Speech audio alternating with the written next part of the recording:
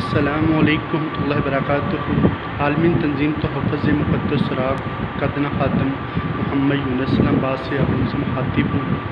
جیسا کہ آپ تمام لوگوں کے علم میں ہے، اس وقت مقدس سراغ کی بہت بڑے پیمانے پہ توہین و بے ادبی کی جا رہی ہے، اخباروں کے ذریعے، اشتہاروں کے ذریعے۔ تو تب تک یہ بے ادبی کبھی بھی نہیں رک سکتی جب تک تمام علماء کرام، تاجر حضرات اپنے اپنے علاقوں میں اس کے حوالے سے، مقدس سراغ کے حوالے سے کام نہ کریں۔ تو جو دکاندار حضرات، ان کو چاہیے کہ جہاں پر تمام چیزوں کے لیے دکانوں کے اندر آپ لوگوں نے باکس بنائے ہوتے ہیں، وہاں پر مقدس اوراق کے حوالے سے بھی ایسا پیارا سا خوبصورت سا باکس ہونا چاہیے، تو تاکہ جو مقدس اوراق کے آپ اس میں آسانی سے رکھ سکیں۔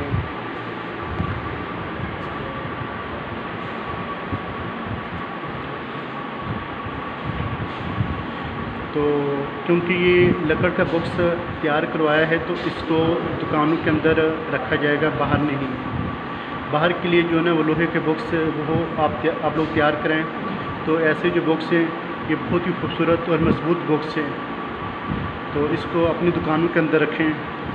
اس سے انشاءاللہ دکانوں میں، گھروں میں برکت ہوگی۔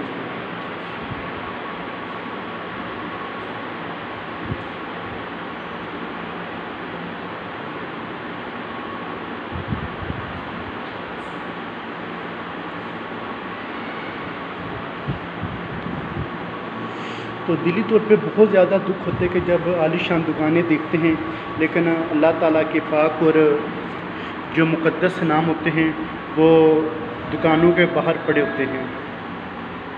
تو جب ایسے باکس ہوں گے تو انشاءاللہ تمام مقدس اوراق آپ اس باکس کے اندر رکھیں گے، اور جب فل ہو جائے تو پھر یہ اوپر فون نمبر ہے، آپ ہم سے رابطہ کر سکتے ہیں، یا پھر آپ کے علاقے کے اندر جو تنظیمیں کام کر رہی ہیں آپ ان سے رابطہ کر کے تمام خزانہ ان کے سپرد کر سکتے ہیں۔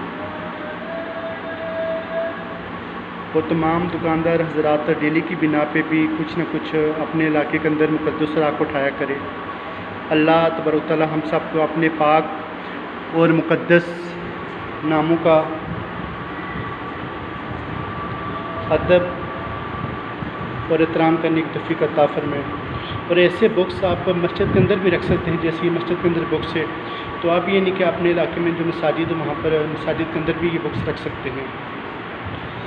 اللہ تعالی ہم سب کو اپنے پاک اور مقدس نام کا ادب اور احترام کرنے کی توفیق عطا فرمائے۔ جزاک اللہ۔ السلام علیکم ورحمۃ اللہ وبرکاتہ۔